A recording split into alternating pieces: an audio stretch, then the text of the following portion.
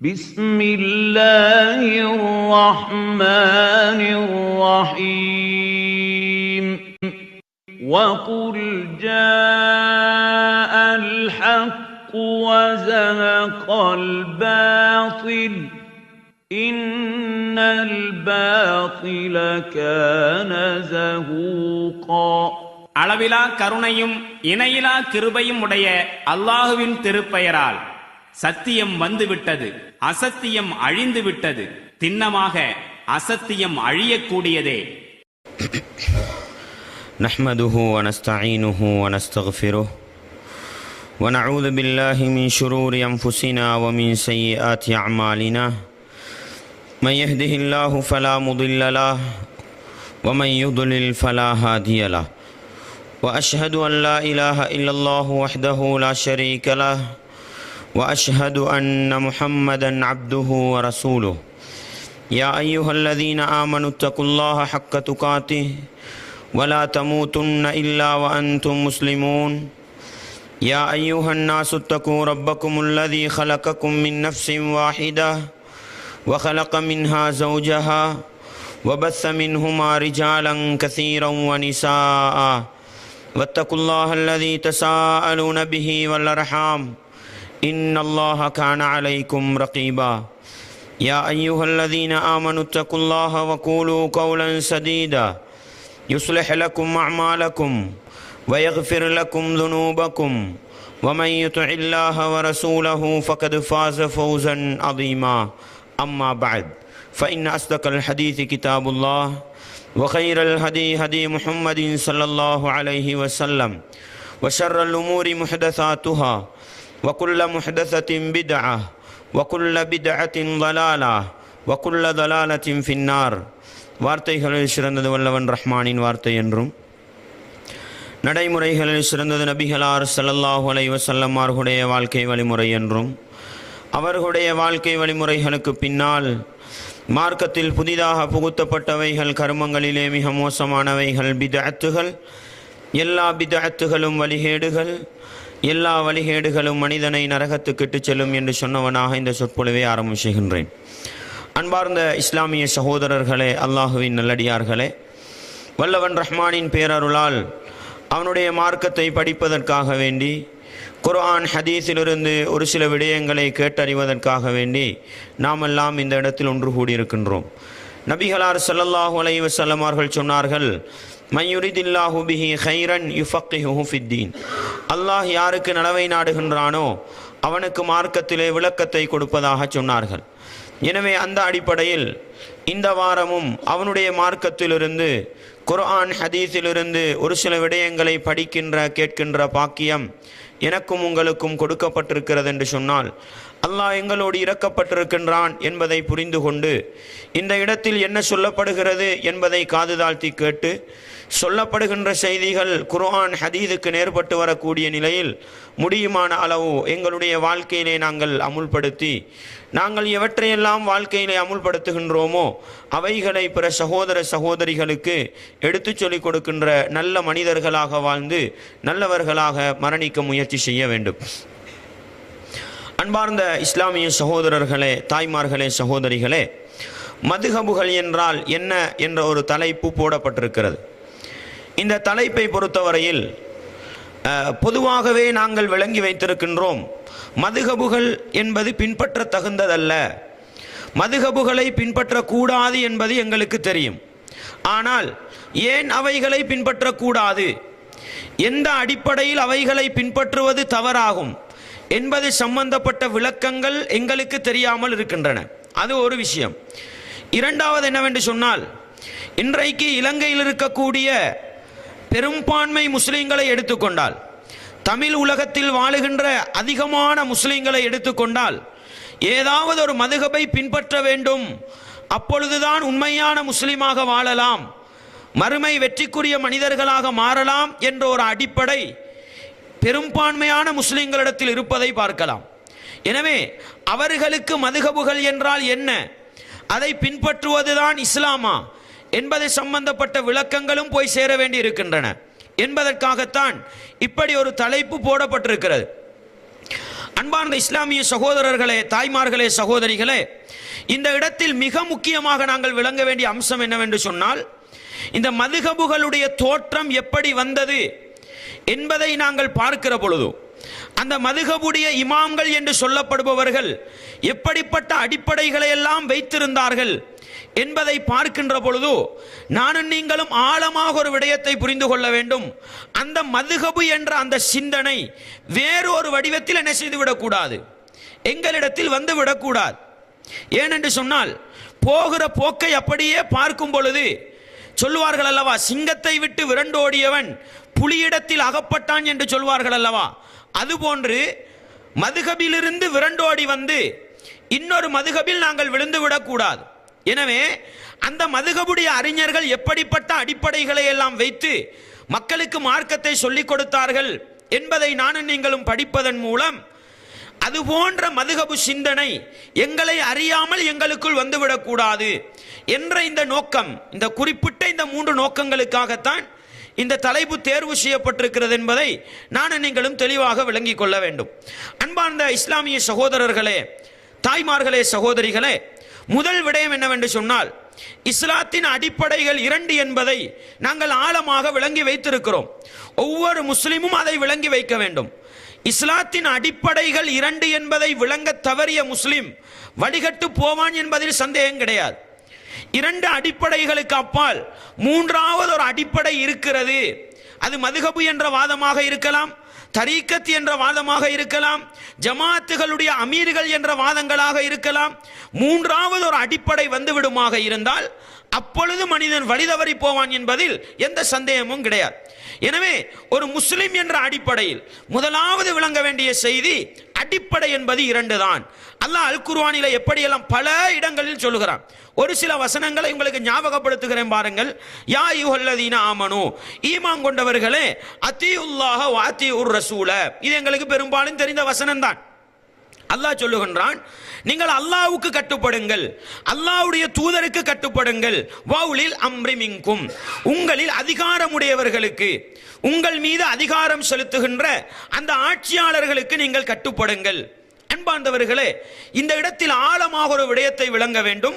இந்த இடத்தில் 3 இடங்களுக்கு அல்லாஹ் கட்டுப்பட சொல்லுகிறான். முதல் விஷயம் என்னவென்றால், அல்லாஹ்வுக்கு கட்டுப்படுங்கள், அல்லாஹ்வுடைய தூதருக்கு கட்டுப்படுங்கள். 3வது என்ன அல்லாஹ் சொல்லுகிறான், வௌலில் அம்ரி மின்கும், உங்களில் அதிகாரமுடையவர்களுக்கு கட்டுப்படுங்கள். இந்த குர்ஆன் வசனத்துடைய அரபியை நான் திருப்பி சொல்கிறேன் பாருங்கள். யா அய்யுஹல்லதீன ஆமனு அத்தீஉல்லாஹ வ அத்தீஉர் ரசூல வௌலில் அம்ரி மின்கும். இந்த இடத்துல நீங்கள் பார்க்கலாம், 3 விடயத்தை சொல்லுகின்றான். ஆனால் அத்தீஉ என்ற வார்த்தை 2 தடவை தான் சொல்லப்படுகிறது. அத்தீஉல்லாஹ, அல்லாஹ்வுக்கு கட்டுப்படுங்கள், வ அத்தீஉர் ரசூல, அல்லாஹ்வுடைய தூதருக்கு கட்டுப்படுங்கள். வௌலில் அம்ரி மின்கும் சொல்லும் பொழுது அத்தீஉ என்பதை அல்லாஹ் என்ன செய்யவில்லை, திருப்பி சொல்லவில்லை. அதிலே ஆழமான ஒரு ஹிக்மத், ஒரு தத்துவம் இருக்கிறது. என்ன தெரியுமா? முன்னால் அல்லாஹ்வுக்கு கட்டுப்படுவதும் அல்லாஹ்வுடைய தூதருக்கு கட்டுப்படுவதும் 2 அடிப்படைகள். அதனால அத்தீஉ என்று சொல்லப்படுகிறது. 3வது அல்லாஹ் சொல்லும் பொழுது அல்லாஹ்வுக்கும் அல்லாஹ்வுடைய தூதருக்கும் கட்டுப்பட்டு நடக்கின்ற உங்களுடைய தலைவர்களுக்கு நீங்கள் கட்டுப்பட்டு நடங்கள். அதுதான் அடிப்படை. அன்பார்ந்தவர்களே, இஸ்லாமிய உறவுகளே, அதை தெளிவுபடுத்தும் முகமாகத்தான் அத்தீஉ என்பதை அல்லாஹ்வுக்கு சொல்லிவிட்டு அல்லாஹ்வுடைய தூதருக்கு சொல்லிவிட்டு உங்களுடைய தலைவர்கள் அதிகாரம் உள்ளவர்கள் என்று வரும் பொழுது அத்தீஉ என்ற வார்த்தை அல்லாஹ் போடாமல் வெறுமனே முன்னால உள்ளதோட சேர்த்து சொல்லுகின்றான். எனவே அல்லாஹ்வுக்கும் அல்லாஹ்வுடைய தூதருக்கும் கட்டுப்படுகிற விடயத்தில் உங்களுடைய தலைவர்மார் உங்களுக்கு ஏவினால் அவர்களுக்கு கட்டுப்படுவது கடமை, அவர்களுக்கு மாறு செய்யக்கூடாது. இதை அல்லாஹ் இன்னும் எப்படி தெளிவுபடுத்துகின்றான்? ஃபைன் தனாஸஅதும் ஃபீ ஷைஇன், நீங்கள் ஏதாவது ஒரு விடயத்தில் கருத்து வேற்றுமை கொண்டால், உங்களிடையே சிக்கல் ஏற்பட்டு விட்டால், உங்களிடையே பிணக்கு வந்து விட்டால், உங்களிடையே என்றால் யாரு? அன்பார்ந்தவர்களே, உங்களுடைய என்று சொன்னால் ஒரு இஸ்லாமிய சமூகம், அவர்களுக்கு ஆட்சியாளர்கள் இருப்பார்கள். அந்த ஆட்சியாளர்களை கொண்டிருக்கிற அந்த சமூகம், ஆட்சியாளர்களுக்கெல்லாம் கட்டுப்பட சொன்னான் அல்லவா, அந்த சமூகத்துக்கு இடையிலே ஒரு கருத்து வேற்றுமை, ஒரு பிரச்சனை வந்துவிட்டால் ஃபருத்தூஹு இலல்லாஹி வர் ரசூல், அல்லாஹ்வின் பக்கமும் அல்லாஹ்வுடைய தூதரின் பக்கமும் திருப்பி பாருங்கள். இந்த இடத்துல 3வது வரல பாருங்க. அன்பார்ந்தவர்களே, இந்த ஒட்டுமொத்த வசனத்திலும் 3 விடயத்தை அல்லாஹ் சொல்கிறான். அல்லாஹ்வுக்கு கட்டுப்படுங்கள், அல்லாஹ்வுடைய தூதருக்கு கட்டுப்படுங்கள், உங்களில் அதிகாரமுடையவர்களுக்கு கட்டுப்படுங்கள். அதிகாரமுடையவர்களுக்கு எப்படி கட்டுப்பட வேண்டும்? அத்தீஉ, அல்லாஹ்வுக்கு கட்டுப்படுங்கள், அத்தீஉ, அல்லாஹ்வுடைய தூதருக்கு கட்டுப்படுங்கள் என்று சொல்லிவிட்டு அத்தீஉ என்பதை திருப்பி சொல்லாமல் பொதுப்படையாக அல்லாஹ் சொல்கிறான், உங்களுடைய தலைவர்களுக்கு கட்டுப்படுங்கள் என்றால் அல்லாஹ்வுக்கு கட்டுப்படுவதிலும் அல்லாஹ்வுடைய தூதரை பின்பற்றுவதிலும் உங்களுடைய தலைவர்கள் உங்களை ஏவினால் அவர்களுக்கு பின்பற்றி கட்டுப்பட்டு நடங்கள். இதை அல்லாஹ் தெளிவுபடுத்தும் முகமாகத்தான் சொல்கிறான். இப்போ உங்களுக்கு தலைவர் உங்களுக்கு அறிவுரை சொல்கிறார், உங்களுடைய அமீர் உங்களுக்கு அறிவுரை சொல்கிறார், உங்களுடைய அறிஞர், உங்களுடைய ஆலிம், உங்களுடைய மதுஹபு தலைவர் யாராக இருக்கட்டும் உங்களுக்கு அறிவுரை சொல்கிற பொழுது உங்களுக்கும் அவர்களுக்கும் இடையில் கருத்து வேற்றுமை வருகிறது, உங்களுக்கும் அவர்களுக்கும் இடையில பிரச்சனை வருகிறது. இந்த நேரத்தில் அல்லாஹ் சொல்வது என்ன தெரியுமா? ஃபருத்தூஹு இலல்லாஹி வர் ரசூல், அல்லாஹ்வின் பக்கமும் அல்லாஹ்வுடைய தூதரின் பக்கமும் மீட்டி பாருங்கள். உராய்வு கல். முஸ்லிம்களுக்கு கருத்து வேற்றுமை வந்துவிட்டால் எது சரி எது பிழை என்பதை அடையாளப்படுத்துவதற்குள்ள உராய்வு கல் அல்லாஹ்வுடைய வேதம் அல் குர்ஆனும் நபிகளாருடைய வாழ்க்கை வழிமுறை அசுன்னாவும். இங்க 3வது அடிப்படையை சொல்லல. உங்களோட அமீர் கிட்ட போய் தீர்ப்பு கேளுங்க, உங்களோட ஜனாதிபதி கிட்ட போய் தீர்ப்பு கேளுங்க, உங்களை வழிநடாத்துவோர்கிட்ட போய் தீர்ப்பு கேளுங்க அல்லாஹ் சொல்லல. விளங்குதா உங்களுக்கு? எனவே குர்ஆன் தெளிவாக சொல்கிறது, கட்டுப்பட வேண்டியது 2 தான், குர்ஆனும் ஹதீதும் தான். அந்த குர்ஆனுக்கும் ஹதீதுக்கும் உட்பட்டு யார் உங்களை வழிநடாத்தினாலும் நான் உங்களை வழிநடாத்துகிறேன். குர்ஆன் ஹதீஸின் அடிப்படையில் இருக்கும் வரையில் எனக்கு பின்னால வரையலுமா? முடியாதா? தாராளமாக வரலாம். இந்த பள்ளி நிர்வாகம் உங்களை கட்டுப்படுத்துகிறது. குர்ஆன் ஹதீஸின் அடிப்படையில் கட்டுப்படுத்தும் காலமெல்லாம் உங்களுக்கு அந்த நிர்வாகத்தை கட்டு போக முடியுமா? முடியாதா? எவ்வளவு அழகாக எவ்வளவு தெளிவாக அல்லாஹ் சொல்லி காட்டுகிறான் என்பது இந்த குர்ஆன் வசனத்திலே புரியும். சூரத்துன் நிசாவுடைய 59வது வசனம். எனவே இந்த அடிப்படையை மீறி ஒரு மனிதன் செல்வானாக இருந்தால் பாருங்கள், யா யுஹல்லதீன ஆமனு, ஈமான் கொண்டவர்களே, அத்தீஉல்லாஹ, அல்லாஹ்வுக்கு கட்டுப்படுங்கள், வ அத்தீஉர் ரசூல, அல்லாஹ்வுடைய தூதருக்கு கட்டுப்படுங்கள், வலா துப்திலு அமாலக்கும், உங்களுடைய அமல்களை வீணாக்கி விடாதீர்கள். எப்படி அல்லாஹ் சொல்றான்?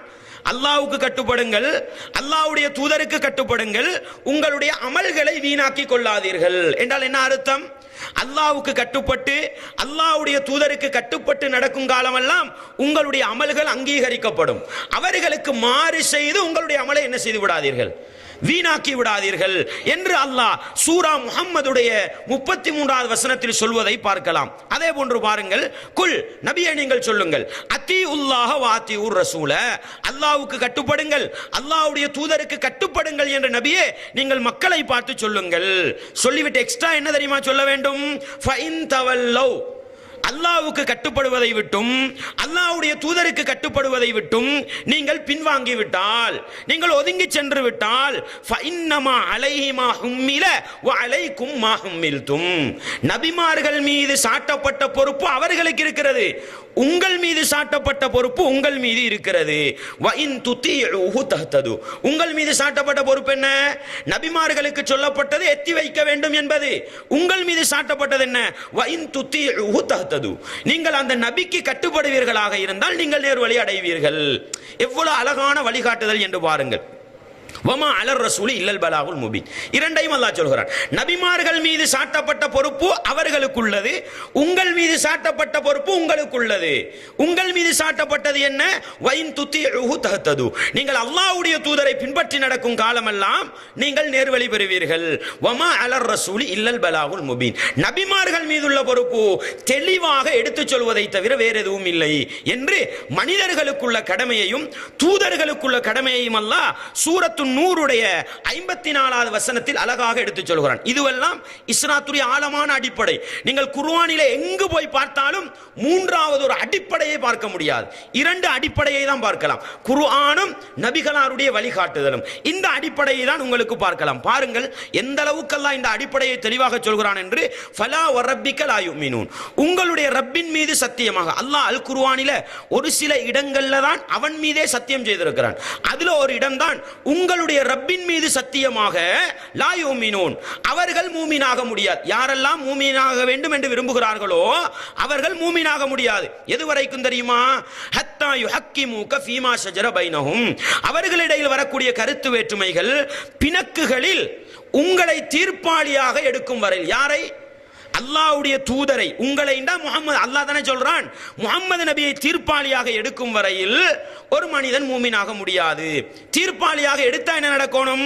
சும்மலா யஜிது ஃபி அன்ஃபுஸிஹிம் ஹரஜம் மிம்மா கதைத, நபியே நீங்கள் அளித்த தீர்ப்பிலே அவர்கள் உள்ளத்தில் எந்த கருத்தும் கொள்ளக்கூடாது. நபி சொன்னா அப்படி ஏற்றுக்கொள்ளணும், அது வரைக்கும் மூமினாக முடியாது. மூன்றாவது நிபந்தனை என்ன?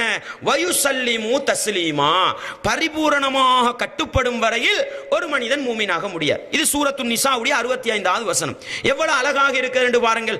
கருத்து வேற்றுமைகள், பிரச்சனைகள் வரும் பொழுது ஒரு முஸ்லிம் எப்படி நடக்க வேண்டும், ஒரு மூமின் எப்படி நடக்க வேண்டும். சமூகத்தில் பிரச்சனை ஆகுதானே, 4 மதுஹப் உலகத்தில் இருக்குதுன்னு சொன்னா கருத்து வேற்றுமை தான் காரணம், வேற எதுவும் காரணம் கிடையாது. நான் உங்களுக்கு பின்னால சொல்லி காட்டுகிறேன்.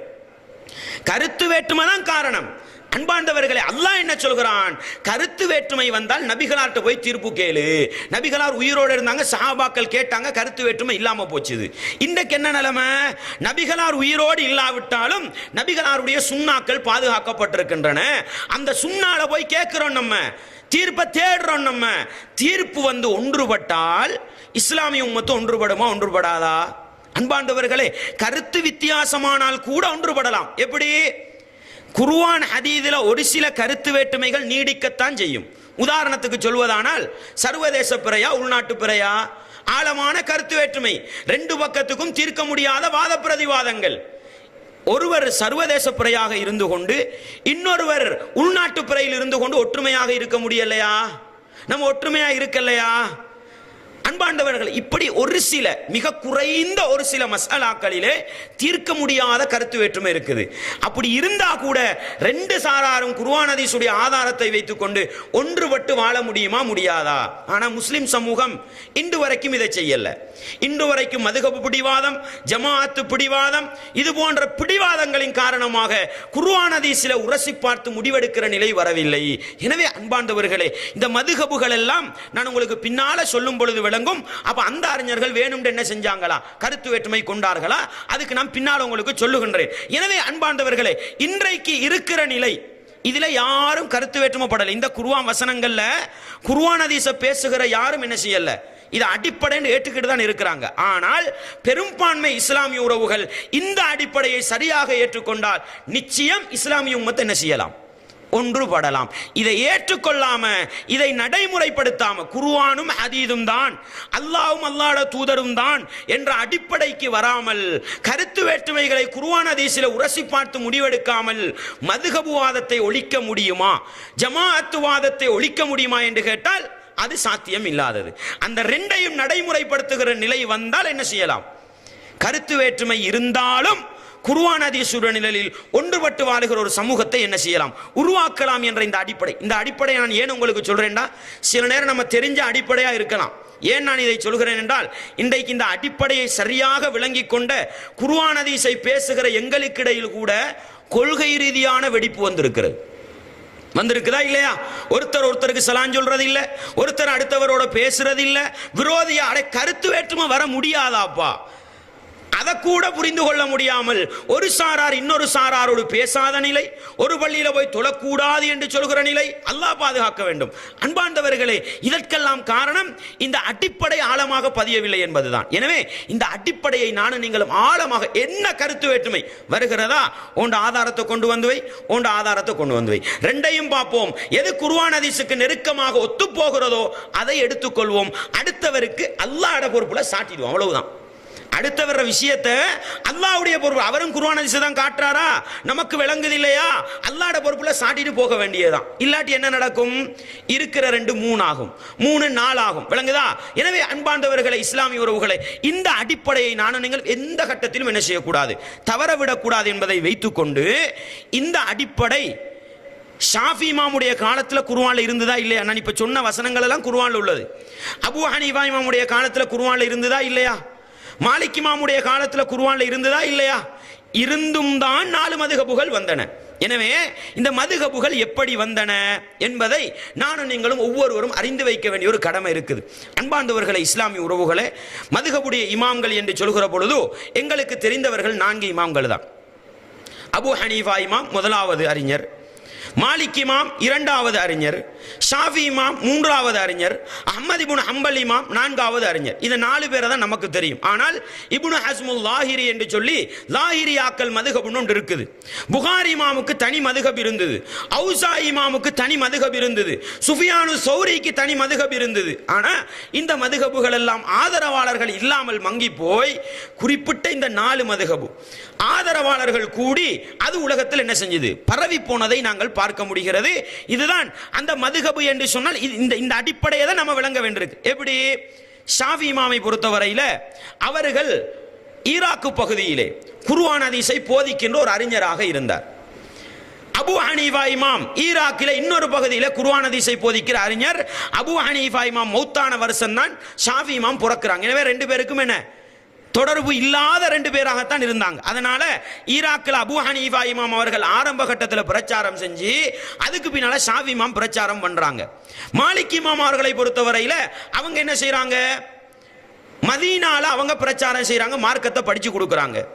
அஹ்மத் இப்னு ஹம்பல் அவர்களை பொறுத்த வகையில் அவர்களும் ஈராக்கில் பக்தாது பகுதியில் என்ன செய்யறாங்க, பிரச்சாரம் செய்யறாங்க, மார்க்கத்தை படிச்சு கொடுக்குறாங்க. ஷாஃபி இமாம் அவர்கள் மரணித்த பிறகும் பல ஆண்டுகள் பிரச்சாரம் செஞ்ச ஒரு அறிஞர். அன்பாண்டவர்களே, இஸ்லாமிய சகோதரர்களே, இந்த காலகட்டத்திலே அவர்கள் போதித்தது என்ன, அவர்கள் மக்களுக்கு சொன்னது என்ன என்பதை நான் உங்களுக்கு தெளிவாக பின்னால் தொட்டு காட்டுகிறேன். ஏனென்று சொன்னால் இன்றைக்கும் நம்ம குர்ஆன் ஹதீஸ் வட்டாரத்தில் இருந்து கொண்டு அந்த அறிஞர்கள் சொன்ன அடிப்படை அப்படியே சொல்லிக் கொண்டிருப்போம். ஆனால் பல நேரத்தில் எங்களோட வாழ்க்கையில் அது நடைமுறைப்படுத்தாது. ஏன் நான் அதை சொல்றேன் என்று சொன்னா, சில நேரம் ஷாஃபி இமாம் தான் மதுஹபை உருவாக்கினாங்களா, அபு ஹனீஃபா இமாம் தான் மதுஹபை உருவாக்கினாங்களா, இதுவரைக்கும் நமக்கு பெரும்பாலும் பதில் தெரியுமா? நம்ம நினைக்கிறோம் ஷாஃபி இமாம் தான் உருவாக்கிட்டு போனாங்கண்டு, மாலிக் இமாம் தான் உருவாக்கிட்டு போனாங்கண்டு. அவங்க உருவாக்கிட்டு போகல, விளங்குதா? அவர்கள் நீங்க என்னைய தான் பின்பற்றணும்னு சொல்லிட்டு போகல. அவங்க இதுதான் ஷாஃபி மதுஹபு, இதுதான் ஹனவி மதுஹபுன்னு தொகுத்துட்டு போகல. என்ன நடந்ததுன்னு நான் பின்னால சொல்லி காட்டுறேன். அதுக்கு முன்னால ஒரு கேள்விக்கு பதில் தேட வேண்டியிருக்கு. என்ன கேள்வி? இந்த பல மதுஹபுகள் இருந்து எல்லா மதுஹபும் அழிஞ்சு போய் 4 மதுஹபுகள் உலகத்தில் இருக்குது. இன்னைக்கு பெரும்பான்மை முஸ்லிம்களுடைய நிலை என்னன்னு சொன்னா, இந்த 4 மதுஹபுல ஒன்றுல இல்லை என்று சொன்னா அவர் என்ன செய்ய முடியாது, மறுமையில வெற்றி பெற முடியாது. அவர் உலகத்தில் உண்மையான முஸ்லிமா இருக்க முடியாது. மதுஹபை பின்பற்றாதவர்கள் வழிகேடர்கள், மதுஹபை பின்பற்றாவிட்டால் முர்த்தத்தாகி போய் விடுவார்கள். இது போன்ற ஒரு வாதத்தை வைக்கிறார்கள். முதலாவதாக மதுஹபை படிக்கிற நானும் நீங்களும் இந்த வாதம் சரிதானா? எங்களுடைய சில நேரம் நம்ம யோசிக்கலாம், நம்ம தான் மதுஹபவாதி இல்லையே, எங்களுக்கு இந்த அடிப்படை. ஆனால் எங்களோட குடும்பத்தில் 5 பேர் இருந்தால் 2 பேர் மதுஹபவாதியா இருப்பாங்க, 10 பேர் இருந்தால் 5 பேர் மதுஹபு. விளங்கப்படுத்தணுமா இல்லையா? தெளிவாக எடுத்து சொல்ல வேண்டிய ஒரு கடமை இருக்குதா இல்லையா? அப்ப அவர்களுக்கு ஊட்டப்பட்டிருப்பது என்னவென்றால் மதுஹபை பின்பற்றா நீ வழிகட்டு போயிடுவா. இந்த அடிப்படை எந்த அளவு ஆரோக்கியமானது? அன்பாண்டவர்களே, இஸ்லாமிய உறவுகளே, முதலாவது நம்ம விளங்கணும், அபு ஹனீஃபா இமாம் அவர்களுடைய பிறப்பு ஹிஜ்ரி 80, பிறப்பு ஹிஜ்ரி 80, மரணம் 150. அவங்க தான் மதுஹபுல 4 மதுஹபுடைய முதலாவது பேசப்படுகிற அறிஞர். 4 மதுஹபுக்கும் முதலாவது அறிஞராக பேசப்படுவர் இமாம் அபு ஹனீஃபா. அவங்க தான். அப்ப அவங்க எப்ப பிறக்கிறாங்க? ஹிஜ்ரி 80 பிறக்கிறாங்க. அப்படின்னு சொன்னா அவர்களுக்கு முன்னால 80 வருஷம் போனுச்சுதா இல்லையா? நபிகளாருடைய மௌத், நபிகளார் இருக்கும் வரையில அவங்க நபிகளாரோட செயல் கேட்டு பார்த்து விளங்கிட்டு போயிட்டாங்க. அதுக்கு பின்னால ரசூலுல்லாஹ்வுடைய மௌத்துக்கு பின்னால கிட்டத்தட்ட ஹிஜ்ரி 11 ரசூலா மௌத்தா போனா அதுல இருந்து கிட்டத்தட்ட ஒரு எத்தனை 69 வருஷம் தானே, 69 வருஷம் சஹாபாக்களும் தாபியீங்களும் எப்படி இருந்தாங்க? அவங்க சுவர்க்கவாதியா நரகவாதியா? மதுஹபை பின்பற்றவர் தான் சுவர்க்கவாதி, மதுஹபை பின்பற்றுபவர் தான் உண்மை முஸ்லிம் என்று சொன்னால், அந்த 69 வருட காலத்தில் வாழ்ந்த அந்த சஹாபாக்களுடைய நிலை என்ன? அந்த காலத்தில் வாழ்ந்து மரணித்த தாபியீங்களுடைய நிலை என்ன? அன்பாண்டவர்களே, ஒரு சாராருக்கு கிடைக்காத ஒன்று அடிப்படையாக வருமா? இதை மட்டும் நம்ம புரிஞ்சா போதும். மதுஹபை பின்பற்றது அடிப்படை கிடையாதுன்றது விளங்கிடும். நான் கேட்கிற கேள்வி விளங்குது தானே?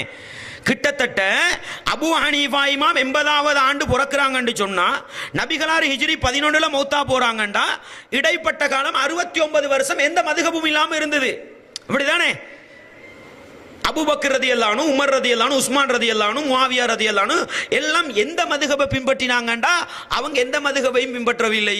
ரசூலுல்லாஹ் எதை அடிப்படையாக விட்டு சென்றார்களோ அந்த குர்ஆனையும் ஹதீஸையும் பின்பற்றினார்கள். எனவே நிதானமாக சிந்தித்து எங்களுடைய உறவுகளுக்கு சொல்லிக் கொடுக்க வேண்டிய பாடம் என்ன தெரியுமா? ஒரு சாரார் அடையாத மதுஹபு என்பது எப்படி இஸ்லாத்துடைய அடிப்படையாகலாம்? சஹாபாக்கள் காணாத இந்த 4 மதுஹபும் எப்படி இஸ்லாத்தின் அடிப்படை ஆகலாம்? தாபியங்களில் ஆரம்ப கட்டத்தில் வந்தவர்கள் காணாத ஹிஜ்ரி 80க்கு முன்னால மௌத்தா போன தாபியங்கள் காணாத மதுஹபுகள் எப்படி இஸ்லாத்தின் அடிப்படையாக மாறலாம்? அப்படிதானே? அடிப்படைன்ற ரசூலுல்லாஹ் காலத்திலிருந்து இருக்கணும் தானே? இல்ல என்று சொன்ன அர்த்தம் அது பின்னால உருவாக்கப்பட்டது. இமாம் அபூ ஹனீஃபா அவர்களுடைய பிறப்புக்கு பின்னாலதான், அதை கூட வைங்களேன், இமாம் அபூ ஹனீஃபா பிறக்கக்குள்ளே ஷாஃபி மதுஹப் ஹனஃபி மதுஹபுடைய வந்திருப்பாங்க. குறைஞ்சது 20 வருஷம் படிச்சிருப்பாங்க தானே? குறைஞ்சது 40 வருஷத்துக்கு பின்னால்தான் பிரச்சாரத்தை ஆரம்பிச்சிருப்பாங்க. அப்படி வைங்களேன். அப்படி பார்த்தா கூட 120 வரைக்கும் என்ன செய்ய வேண்டியிருக்குது? காலத்தை தள்ள வேண்டியிருக்குது. அப்படிதானே? அன்பாண்டவர்களே, இஸ்லாமிய உறவுகளே, நிதானமாக நாங்கள் சிந்தித்து பார்த்தால் விளங்கும், மதுஹபு என்பது அடிப்படையாக முடியாது. காரணம், ஒரு சாரார் இந்த மதுஹபு வாசத்தையே சந்திக்கவில்லை. விளங்கிடுதா உங்களுக்கு? எனவே முதலாவது நாங்கள் இந்த மதுஹபை பின்பற்றாதவன் முஸ்லிம் இல்லை, மதுஹபை பின்பற்றினால்தான் மறுமை வெற்றி அடையலாம் என்று சொல்லுகின்ற எங்களுடைய இஸ்லாமிய உறவுகளுக்கு நாங்கள் தெளிவுபடுத்த வேண்டிய முதலாவது பகுதி எது என்று சொன்னா, குர்ஆன் வசனத்தை நான் உங்களுக்கு எடுத்து சொல்லி காட்டேன். இஸ்லாத்தில் அடிப்படை நான் விளங்கப்படுத்தி போட்டு மதுஹபை ஏற்றுக்கொள்றீங்களா நீங்க? அதுதான் சுவர்க்கத்தை அடிப்படையில் நினைக்கிறீங்க? அப்படி இருந்தால் இமாம் அபூ ஹனீஃபா அவங்க ஹிஜ்ரி 80ல தான் பிறக்கிறாங்க. அதுக்கு முன்னால மௌத்தா போனவர்களுடைய நிலை என்ன? இது அடிப்படை என்று சொன்னால் இதுதான் சுவர்க்கத்துக்கு அழைத்து செல்லும் என்றால் அந்த சஹாபாக்களுக்கு என்ன நிலை? அவர்கள் குர்ஆன் ஹதீஸ் என்ற பேசிக்கில் இருந்தார்கள். அவர்கள் சூனவாதிகள், அவர்கள் சத்தியவாதிகள். எனவே அவர்களுக்கு கிடைக்காத ஒரு சத்தியம் எனக்கும் உங்களுக்கும் என்ன செய்யலாம்? ஹிஜ்ரி 80 வரைக்கும் இல்லாத ஒரு சத்தியம் ஹிஜ்ரி 80க்கு பிறகு என்ன செய்யலாம்? வர இயலாது என்ற அடிப்படையில் மதுஹபு என்ற அடிப்படை இஸ்லாத்தில் இல்லை. விளங்குதா உங்களுக்கு? விளங்குதா? இந்த அடிப்படை விளங்குதா உங்களுக்கு? ஹிஜ்ரி 80 இமாம் அபூ ஹனீஃபா பிறந்த பிறகுதான் அபூ ஹனீஃபாட மதுஹபுன்னு ஒன்று வருது. அதுக்கு முன்னால இருக்கல்ல. இல்லாத ஒன்று எப்படி இஸ்லாத்தின் அடிப்படையாக மாறலாம்? விளங்குதா உங்களுக்கு? எனவே இந்த ஒரு அடிப்படையை முதல் விஷயமாக நானும் நீங்களும் விளங்கிக் கொள்ள வேண்டும். அதுக்கு பின்னால இமாம் மாலிக் இப்னு அனஸ் ரலியல்லாஹு அன்ஹு அவங்க அந்த இமாம் மதீனத்திலே மார்க்கத்தை போதித்த அந்த அறிஞர் 179 ஹிஜ்ரி 179ல மௌத்தா போறாங்க. அபூ ஹனீஃபா இமாம் மரணித்த ஆண்டு 150 ஹிஜ்ரி 150ல தான் ஷாஃபி இமாம் பிறந்து 204 வரைக்கும் இருக்கிறாங்க. இமாம் அஹ்மத் இப்னு ஹம்பல் அவர்கள் 164ல ஷாஃபி இமாமுக்கு 14 வருஷத்துக்கு பிறகு பிறந்து 241 வருஷம் வரைக்கும் என்ன செஞ்சிருக்கிறாங்க? வாழ்ந்திருக்கிறாங்க. எனவே 4 மதுஹபையும் எடுத்து பார்த்தாலும் 80க்கு பின்னால 100க்கு பின்னால தான் என்ன செஞ்சிருக்குது? உருவாகி இருக்குது என்று சொன்னா அவங்க உருவாக்கல. நான் பின்னால் உங்களுக்கு விளங்கப்படுத்துறேன். இவர்களுடைய வாதப்படி அவங்க தான் உருவாக்கினு வைத்துக் கொண்டால் கிட்டத்தட்ட 80 வருஷம் 100 வருஷ கால பகுதியில் என்ன இருக்கல்ல? மதுஹப் என்ற அடிப்படை இல்லை என்றால் அவர்களுக்கு சுவர்க்கத்தை எப்படி தீர்மானிக்கிறது? குர்ஆன் ஹதீஸை வச்சு தானே தீர்மானிப்போம். அதே அடிப்படை தான் எனக்கும் உங்களுக்கும் சுவர்க்கத்தை தீர்மானிக்கும். அவர்களுக்கு இல்லாத இந்த 100 ரசூலுல்லாஹ்வுடைய மௌத்தில இருந்து அபூ ஹனீஃபாவுடைய பிரச்சார காலப்பகுதி வரை 100 வருஷம் இருந்தது பாருங்க. அந்த காலப்பகுதியில் இல்லாத ஒரு அடிப்படை எனக்கும் உங்களுக்கும் சுவர்க்கத்தை தீர்மானிக்கிற அடிப்படையா வரையிலுமா? ஒரு நாளும் வர முடியாது என்பது முதலாவது பகுதி. அடுத்தது என்னன்னு சொன்னா, இப்ப இந்த அறிஞர்களுடைய வாழ்க்கையை நம்ம எடுத்து பார்ப்போம். எடுத்து பார்த்தாலே விளங்கும் மதுஹப் என்ற அடிப்படை தவறு என்று விளங்கும். எப்படி எடுக்க போறோம் நம்ம? அபூ ஹனீஃபா இமாம் அவங்க மாலிக் இமாம் மதீனால இருக்கும் பொழுதுதான் அபூ ஹனீஃபா இமாம் ஈராக்கில் படிச்சு கொடுக்குறாங்க. உங்களுக்கு தெரியும் ஈராக்குக்கும் மதீனாக்கும் எவ்வளவு தூரம். இன்றைக்கு நம்ம பயணம் போனாலே ஃப்ளைட்ல போனாலே என்ன பல மணித்தியாலம் பயணம் செய்ய வேண்டிய அளவுக்கு தூரம் உள்ள ஒரு நாடு. அப்ப அந்த காலத்துல சாதாரணமா அபூ ஹனீஃபா இமாம் அவர்களுக்கும் மாலிக் இமாமுக்கும் தொடர்பு இருந்திருக்குமா? தொடர்பு இருந்திருக்காது. ஈராக்ல இருந்திருப்பார், அவர் மதீனால இருந்திருப்பார். அப்படியே காலம் முடிஞ்சதுன்னு வைங்க. ஆனால் மாலிக் இமாம் அவர்களுக்கும் ஷாஃபி இமாம் அவர்களுக்கும் உள்ள தொடர்பு என்ன தெரியுமா? நெருக்கமான தொடர்பு. மாலிக் இந்த ஷாஃபி இமாம் அவர்கள் ஈராக்கு பகுதியில் இருந்தாலும் அவங்க பலஸ்தீன் கஸா பகுதியில் தான் பிறந்தாங்க. ஷாஃபி இமாம் பக்தாதுல தான் பிரச்சாரம் பண்ணினாங்க. அவங்க என்ன செஞ்சாங்கன்னு சொன்னா, அவர்களுடைய திறமையை பத்தி சொல்லும் பொழுது ஷாஃபி இமாம் அவங்க 13 வயசாக இருக்கும் பொழுதே முஅத்தா மாலிக் இமாம் அவர்கள் ஹதீஸ் தொகுத்தாங்க. அதுக்கு பேர் முஅத்தா மாலிக்னு சொல்லுவாங்க. அந்த முஅத்தா கிதாபை 13 வயசுல என்ன செஞ்சிட்டாங்க, பாடமாக்கி முடிச்சிட்டாங்க. 7 வயசுல குர்ஆனை பாடமாக்கிட்டாங்க. இப்போ அவங்களோட உம்மா என்ன செய்யறாங்கன்னு சொன்னா, இந்த மாலிக் இமாம் அவர்களுக்கிட்ட தண்ட மகன் ஷாஃபி இமாமை அழைச்சி கொண்டு போய் மதீனால விடுறாங்க. எதுக்கு தெரியுமா? மார்க்கத்தை படிக்கிறதுக்காக. மாலிக் இமாம் அவர்களே புகழ்ந்து சொல்லுகிற ஒரு மாணவராக, ஒரு திறமையான மாணவராகத்தான் யார் இருந்தா? ஷாஃபி இமாம் அவர்கள் இருந்தார்கள். பாருங்க, மாலிக் இமாமுடைய முவத்தான்ற ஹதீஸ் கிதாபை பாடமாக்கி இருக்கிறாங்க. அடுத்த கட்டம் மாலிக் இமாமுடைய நேரடி மாணவனாக மௌத்தா போகும் வரையில் என்ன மாலிக் மாணவனாகத்தான் இருந்தாங்க. எப்ப போனாங்கன்னு சொன்னா, அவங்களோட உம்மா கூட்டிட்டு போறாங்க. கிட்டத்தட்ட 16 வருஷம், கிட்டத்தட்ட 16 வருஷம் மாலிக் இமாமுடைய நேரடி மாணவனா இருக்கிறாங்க. அதுலயும் மாலிக் இமாமுடைய புகழுக்குரிய மாணவர். அப்ப எவ்வளவு நெருக்கமா இருக்குது பாருங்க. என்ன தெரியுமா நான் சொல்ல வருகிறேன்? இன்றைக்கு எங்கட சமூகம் என்ன நிலையில் இருக்குது? பெரும்பான்மை முஸ்லிம்கள் என்ன நிலையில் இருக்குது? மதுஹபுக்கு மாறு செய்யக்கூடாது, அப்படித்தானே? மதுஹபுக்கு வாரத்துக்கு மாறி போகக்கூடாது, உஸ்தாது சொன்னா எதிர்த்து போகக்கூடாது. இதுதான் வழிகெடுத்தது. விளங்குதா உங்களுக்கு? ஆனா கொஞ்சம் யோசிச்சு பாருங்க, மாலிக் இமாமுக்கு தனி வே மதுஹபு, ஷாஃபி இமாமுக்கு தனி வே தனி மதுஹபு. என்னத்த சொல்லுது?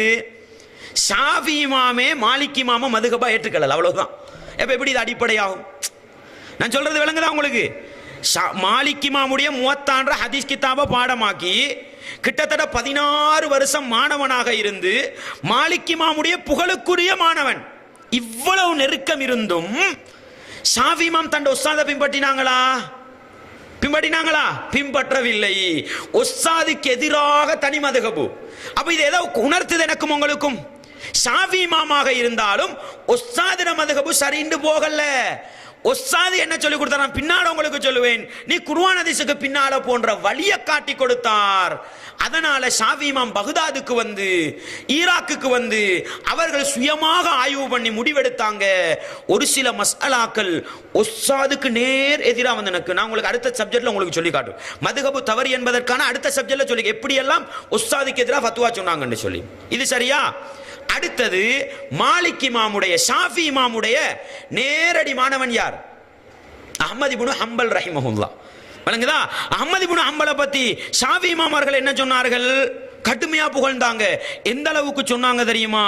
ஒரு கட்டத்திலே சொன்னார்கள், வஸகீருன், ஒரு சிறுவன் இருக்கிறார், குல்லமா கால ஷைஅன் சத்தகஹுல் கிபாரு. ஷாஃபி இமாம் தண்ட மாணவன் அஹ்மதை பார்த்து சொல்றாங்க, அந்த சின்ன பொடியன் எப்படிப்பட்டவர் தெரியுமா? அவர் ஏதாவது ஒரு விடயத்தை சொல்லிவிட்டால் பெரியவர்கள் எல்லாம் அதை உண்மைப்படுத்துவார்கள். அந்த அளவுக்கு ஹதீஸோட தொடர்பா இருந்தாங்க.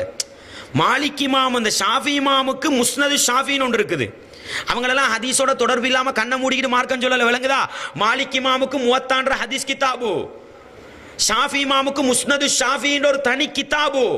நீங்க அவங்களோட உம்முன்ற கிதாப் எடுத்து பாருங்க, ஒரு ஹதீஸ சனதோட போடாம சட்டம் சொல்ல மாட்டாங்க. அந்த அளவு ஹதீஸ கவர் பண்ணினவங்க தான் யாரு? ஷாஃபி இமாம். அஹ்மத் இப்னு ஹம்பல் அவர்களுடைய சொந்த கிதாப் எது? முஸ்னத் அஹ்மத். கிட்டத்தட்ட 40,000 ஹதீஸுகளை கொண்டது. அல்லாஹு அக்பர். ஹதீஸுக்கு சும்மா ஹதீஸ் தெரியாம மொட்டையா மார்க்கம் சொல்லிட்டு போனவங்க அல்ல. விளங்குதா? மார்க்கத்தோடு குர்ஆன் ஹதீஸோடு நெருங்கின தொடர்புள்ள அறிஞர்கள். என்ன சொன்னாங்க தெரியுமா? அஹ்மத் இப்னு ஹம்பலை பார்த்து சொன்னாங்க, ஒரு சின்ன பையன் இருக்கிறார், அவர் எதை சொன்னாலும் பெரியவர்கள் உண்மைப்படுத்துவார்கள். அந்த அளவுக்கு என்ன செய்வார்? குர்ஆன் ஹதீஸை சரியா சொல்லுவார். ஷாஃபி இமாம் ஒரு கட்டத்தில் சொல்லுவாங்க, அஹ்மத் இப்னு ஹம்பலே, உங்களுக்கு ஹதீஸ் கலையை பத்தி நல்ல அறிவு இருக்குது. ஏன்னா உங்களுக்கு தெரியும், அஹ்மத் இப்னு ஹம்பல் அவங்களுக்கு பின்னால தான் ஹதீஸ் கலை தொகுப்பு ஆரம்பிக்குது. இந்த 4 ஃபுகாக்கள் இமாம்களும் போனதுக்கு பின்னால தான் புகாரி முஸ்லிம் இமாமுடைய காலம் வருது. அதுக்கு பின்னால தான் ஹதீஸ் கலை என்ன செய்யப்படுது? தொகுக்கப்படுது. முஹத்திஸின்கள் வராங்க. இவங்க ஃபுகாக்கள் ஹதீஸை வச்சு சட்டம் சொல்லிட்டு போனாங்க. அதனால அஹ்மத் இப்னு ஹம்பலை பார்த்து உஸ்தாது சொல்லுவாராம், மாணவரே, உங்களுக்கு ஹதீஸ் கலையை பத்தி நல்ல தெளிவு இருக்குது, உங்கள்கிட்ட ஒரு ஹதீஸ் சஹீஹ் ஆயிட்டுதுன்னு சொன்னா எனக்கு அதை சொல்லித்தாங்க, நானும் என்ன செய்யணும்? அமுல்படுத்த. நான் ஏன் தெரியுமா இதை சொல்ல வருகிறேன்? உஸ்தாதுக்கும் மாணவனுக்கும் எவ்வளவு தொடர்பு உண்டு பாருங்க. ஆனா 4 மதுஹபுல் உண்டு. என்ன தெரியுமா? ஹம்பலி மதுஹபு, தண்ட உஸ்தாதுக்கு எதிரான மதுஹப். விளங்குதா உங்களுக்கு? உஸ்தாது மாலிக் இமாமுடைய நேரடி மாணவன் ஷாஃபி இமாம். ஷாஃபி இமாம் என்ன முடிவெடுத்தாங்க? என்ற உஸ்தாதை தான் பின்பற்றணும்னு முடிவெடுத்தாங்களா? உஸ்தாது போற வழி மதுஹபுண்டா வேண்டு சொல்லும். ஒருத்தர் இஸ்டைல் சொல்லுவோம் பாருங்க, ஏண்ட உஸ்தாது போன மாதிரி தான் நான் போவேன், ஏண்ட உஸ்தாது மதுஹபுல தான் போவேன். ஷாஃபி இமாம் இருந்தாங்களா? அல்லது அவங்க சுயமா ஆய்வு பண்ணி மார்க்கத்தை சொல்லி கொடுத்தாங்களா? சுயமா ஆய்வுபடி மார்க்கத்தை சொல்லி கொடுத்தாங்க. ஷாஃபி இமாமுடைய நேரடி மாணவன் அஹ்மது இப்னு ஹம்பல் இமாம் உஸ்தாது கிட்ட படிச்சு போட்டு அவர்கள் குர்ஆன் ஹதீஸ் ஆய்வு பண்ணி தனி வழியில என்ன செஞ்சாங்க, மார்க்கத்தை சொல்லி கொடுத்தாங்க. உஸ்தாதுர வழியில போகல. அப்படியானால் இது எப்படி அடிப்படை ஆகலாம்? ஷாஃபி இமாம் பின்பற்றாத தன்னுடைய உஸ்தாதுடைய மதுஹபு மாலிகி மதுஹபு, அஹ்மது இப்னு ஹம்பல் இமாம் பின்பற்றாத தன்னுடைய உஸ்தாதுடைய மதுஹபு ஷாஃபி மதுஹபு, அவங்களே பின்பற்றலன்னும் பொழுது எனக்கும் உங்களுக்கும் அடிப்படை ஆகுமா? நான் கேட்கிறேன், அடிப்படை ஆகுமா? எனவே அன்பாண்டவர்களே, அந்த அந்த அந்த அந்த அறிஞர்களுடைய வாழ்க்கை தொகுப்பை நாங்கள் எடுத்து பார்த்தாலே விளங்கும். இந்த 4 மதுஹபுடைய இமாம்கள் ஒருத்தர் என்ன செய்யல, பின்பற்றவில்லை. மாறாக அவர்கள் குர்ஆன் ஹதீஸை வச்சு மக்களுக்கு என்ன செஞ்சாங்க, மார்க்கத்தை. இந்த அடிப்படை விளங்குதா உங்களுக்கு? முதல் அடிப்படை என்ன சொன்னா குர்ஆன் ஹதீஸை நம்ம சொல்லிட்டோம். அதுக்கு பின்னால மதுஹப் என்ற அடிப்படை தவறு என்பதற்கு கிட்டத்தட்ட அபூ ஹனீஃபா இமாம் ஹிஜ்ரி 80ல தான் பிறக்குறாங்க. அவங்க மார்க்கத்தை பிரச்சாரம் செய்யற காலம் 20 வயசுன்னு வைங்களேன். அப்ப 100 வயசு. ரசூலுல்லாஹ்வுடைய மௌத்து ஹிஜ்ரி 11டா ஹிஜ்ரி 100 வரைக்கும் எவ்வளவு காலம்? கிட்டத்தட்ட 89 வருஷம். 89 வருஷம் மதுஹபு வாசமே இருக்கலண்டா அவர்களை எது சுவர்க்கம் கொண்டு போனது? குர்ஆன் ஹதீஸ் தானே சுவர்க்கம் கொண்டு போனது. இந்த 89 வருஷ கால பகுதியில் வாழ்ந்தவங்களுக்கு மதுஹப் இருக்கல்ல, ஆனா சுவர்க்கம் போனாங்க. எப்படி? குர்ஆன் ஹதீஸை வச்சு போனாங்கண்டா அதுதான் எங்களுக்கு அடிப்படை. அவர்களுக்கு இல்லாத ஒரு அடிப்படை எங்களுக்கு வர முடியுமாண்டா வர முடியாதுன்றது முதல். இரண்டாவது என்னன்னு சொன்னா, அந்த அறிஞர்களுடைய வாழ்க்கை தொகுப்பை நம்ம எடுத்து பார்த்தா மாலிக் இமாமுடைய நேரடி மாணவன் ஷாஃபி இமாமாக இருந்தாலும் மாலிக் மதுஹப் அவங்க பின்பற்றல. எதுக்கு பின்னால போனாங்க? மாலிக் இமாமு கிட்ட படிச்சு குர்ஆன் ஹதீஸுக்கு பின்னால போனாங்க. ஷாஃபி இமாமுடைய நேரடி மாணவன் அஹ்மது இப்னு ஹம்பலாக இருந்தாலும் தந்த உஸ்தாதிர மதுஹப்ல போகாம குர்ஆன் ஹதீஸை படிச்சு அவங்க என்ன செஞ்சாங்க, குர்ஆன் ஹதீஸ்ல வழியில போனாங்கண்டா. எனக்கும் உங்களுக்கும் உள்ள கடமை என்ன? ஷாஃபி இமாமுடைய அடிப்படையை படிப்போம், தவறு கிடையாது. ஆனா ஷாஃபி இமாம் சொன்ன மாதிரி போகணுமா? அவங்களோட மாணவரே போகல, நானும் நீங்கள் எப்படி போகலாம்? மாலிக் இமாம் போன மாதிரி தான் நாம் போக வேண்டும் போகலாமா? அவர் நேரடி மாணவன் ஷாஃபி இமாமே போகல, நானும் நீங்களும் எப்படி போகலாம்? எனவே அந்த அறிஞர்களுடைய வாழ்க்கையை நம்ம கொஞ்சம் நிதானமா சிந்தித்தாலே விளங்கும். அவர்களே ஒருத்தருக்கு பின்னால போறதை விரும்பல, நானும் நீங்களும் எப்படி போகலாம்? விளங்குதா உங்களுக்கு? இது இன்னொரு அடிப்படை. அடுத்தது என்ன? நேரடியாக அந்த அறிஞர்களுடைய கூற்றுக்களை நம்ம எடுத்து பார்ப்போம். அந்த அறிஞர்களுடைய கூற்றுக்களை நம்ம எடுத்து பார்த்தா அதுல தெளிவா வரும் பாருங்க. அறிஞர்கள் சொல்லுவாங்க, அபூ ஹனீஃபா இமாம் முதலாவது அறிஞர் தானே, அவங்க சொல்றாங்க பாருங்க. துர்ருல் முக்தார் என்ற கிதாபுல ஹாஷியத் இப்னு ஆபிதீன் என்பவர் பதிவு செய்கிறார். எப்படி? ரத்துல் முக்தார் என்று சொல்லுவாங்க. எப்படி? ஃபக்கத் ஸஹ அன்ஹு, அபூ ஹனீஃபா இமாம் சொன்னாங்களாம், இதா ஸஹல் ஹதீஸு ஃபஹுவ மதுஹபி, ஹதீஸ் ஆதாரபூர்வமானதாக வந்தால்தான் என்னுடைய மதுஹபு. மதுஹபுனா வே, நாம் போற வழி. அப்ப அபூ ஹனீஃபா தனக்குரிய வழியை எதை தேர்வு செஞ்சாங்க? சரியான ஹதீதுகள். அதே போல பாருங்க, எந்த அளவு கொண்டு சொன்னா இப்னு அப்துல் பர் என்றவர் அபூ ஹனீஃபா அவங்கள தொட்டு பதிவு செய்யறாங்க. நஸ்புர் ராயா என்ற கிதாபுல அவர் பதிவு செய்யறாரு, அபூ ஹனீஃபா இமாம் ஒரு நாள் தன் மாணவர்களை பார்த்து சொல்றாங்க. அபூ யூசுஃப்ன்ற மிக முக்கியமான ஒரு மாணவர், அவரை பார்த்து சொல்றாங்க, வை ஹக்கியா யாக்கூப், யாக்கூபே உங்களுக்கு அழிவு வந்துடாம இருக்கட்டும், உங்களுக்கு கை சேதம் வந்துடாம இருக்கட்டும். லா தக்துப் குல்லமா தஸ்மஉ மின்னி, எனக்கிட்ட இருந்து கேட்கறதெல்லாம் நீங்க என்ன செய்யாதீங்க, எழுதி வச்சுக்கலாதீங்க. அபூ ஹனீஃபா தன் மாணவனுக்கு சொல்ற அறிவுரையை பாருங்க, எனக்கிட்ட கேட்கறதையெல்லாம் நீங்க எழுதி வைக்காதீங்க. ஃபஇன்னி கதா கது அரர் ரயல் யௌம, இன்றைக்கு நான் ஒரு கருத்தை சொல்வேன், வாத்ருக்கு கதன், நாளைக்கு அதை மாத்தி சொல்வேன். எனவே நான் சொல்றதெல்லாம் என்ன செய்யாதீங்க, எழுதி வைக்காதீங்க. சொல்லி போட்டு சொல்லுவாங்களாம், நீங்க எதை தெரியுமா பதிவு செஞ்சு வைக்கணும்? குர்ஆன் ஹதீஸைத்தான் பதிவு செஞ்சு வைக்கணும். நான் சொல்றது என்ன செய்யக்கூடாது. அல்லாஹு அக்பர், எவ்வளவு ஆழமான வார்த்தை பாருங்க. இன்றைக்கு நானும் நீங்களும் அல்ல, ஒவ்வொரு மதுஹபு பிடிவாதத்திலும் இருக்கிற ஒவ்வொரு இஸ்லாமியனும் இந்த அபூ ஹனீஃபா இமாமோட கூற்றை மட்டும் பின்பற்றினால் குர்ஆன் ஹதீஸுக்கு வந்துருவானா இல்லையா? சத்தியத்துக்கு வந்துருவான். அந்த அறிஞர்களை திரும்பி பார்க்கல, வெறுமனே கண்ணை மூடிக்கிட்டு என்ன செஞ்சாங்க, பின்பற்றிட்டு போனாங்க. அதனால வழிகட்டு போனார்கள். அன்பாண்டவர்களே, மாலிக் இமாம் அவர்கள் என்ன சொன்னார்கள் தெரியுமா? மாலிக் இமாம் அவர்கள் சொன்னாங்க, மவாஹிபுல் ஜலீல் ஃபி ஷரஹ் முஹ்தஸரி கலீல் என்ற அந்த கிதாபுல அவங்க சொல்லும் பொழுது சொல்றாங்க, மஅனி இப்னு ஈசான்றவர் சொல்றார், ஷாஃபி இமாம் என்னுடைய உஸ்தாது சொல்றதை நான் கேட்டேன், இன்னமான பஷருன், நான் ஒரு மனிதனாக இருக்கிறேன், உக்தி வ உஸீபு, நான் சரியாகவும் சொல்லலாம் பிழையாகவும் சொல்லலாம், ஃபந்துரு ஃபீ ரயி, என்னுடைய கருத்துக்கள் நீங்க கொஞ்சம் ஆய்வு பண்ணி பாருங்க, என்னுடைய கருத்துக்களை கொஞ்சம் சிந்திச்சு பாருங்க. ஃபகுல்லுமா வாஃபகல் கிதாப வ சுன்னா ஃபஹுது பிஹி. என்னுடைய கருத்துக்கள்ல எதுவெல்லாம் குர்ஆன் சுன்னாவுக்கு நேர்படுமோ அதை எடுத்துக்கொள்ளுங்கள். வமாலம் யுவாஃபிகி சுன்னத மின் தாலிக் ஃபத்ருகூஹு. எதுவெல்லாம் குர்ஆன் சுன்னாக்கு நேர்படலையோ அதை விட்டுட்டு போயிருங்கன்னு தண்ட மாணவர்களுக்கு சொல்லுவாங்களாம். அல்லாஹு அக்பர். இது மாலிக் இமாம் தண்ட மாணவர்களுக்கு சொன்னது. அபூ ஹனீஃபா என்ன சொன்னாரு? நான் சொல்றதான எழுதி வைக்காதீங்கப்பா, இன்றைக்கு ஒரு கருத்தை சொல்வேன், நாளைக்கு அதை மாத்தி சொல்வேன், எனவே குர்ஆன் ஹதீஸ் எழுதிட்டு போங்க. மாலிக் இமாம் என்ன சொல்றாங்க? நாம் மனுஷன், தவறு பேசலாம், பிழையாக சொல்லலாம், எனவே நான் சொல்றது எதுவெல்லாம் குர்ஆன் ஹதீஸுக்கு நேர்படுமோ அதை எடுத்துக்கங்க, குர்ஆன் ஹதீஸுக்கு முரணா போறதை என்ன செய்யுங்க, விட்டுட்டு போங்கன்னு சொன்னாங்க. இன்னொரு கட்டத்தில் அவர்கள் சொன்னார்கள், லைஸா ஹதுன் பஅதன் நபி ஸல்லல்லாஹு அலைஹி வஸல்லம் இல்லா யூஹது மின் கௌலிஹி வ யுத்ரக். நபிகளாருடைய மௌத்துக்கு பின்னால யாருடைய கருத்தை எடுத்துக்கொண்டாலும் எடுக்கிறதுக்கும் இருக்கும், தூக்கி வீசுறதுக்கும் இருக்கும், இல்ல நபி ஸல்லல்லாஹு அலைஹி வஸல்லம், முஹம்மது நபியை தவிர. என்ன சொல்ல வராங்க? என்ன சொல்ல வராங்க? முஹம்மது நபியை தவிர வேறு யாருடைய பேச்சு எடுத்துக்கொண்டாலும் எடுக்கிறதுக்கும் இருக்கும், தூக்கி வீசுறதுக்கும் இருக்கும். இந்த அடிப்படையை விளங்காததனால இன்றைக்கும் நம்மட சமூகம் குர்ஆன் ஹதீஸ பேசுற சமூகம், இவர் சொன்னா பிழை வருமா, இவர் சொன்னா சரி வருமான்னு கேட்கிற நிலைமைக்கு போயிருக்கிறாங்க பாருங்க.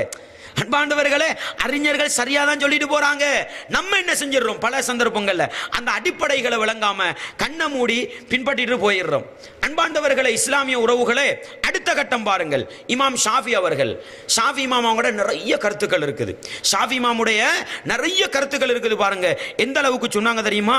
ஒரு கட்டத்தில் சொன்னாங்க, அஜ்மா அல் முஸ்லிமூன அலா அன்ன மனி ஸபான லஹு சுன்னத்தும் மின் ரசூலில்லா லம் யஹில்ல லஹு அன் யதஅஹா லி கௌலி அஹதின். இஸ்லாமிய உம்மத்து ஒன்றுபட வேண்டிய அம்சம் என்ன தெரியுமா?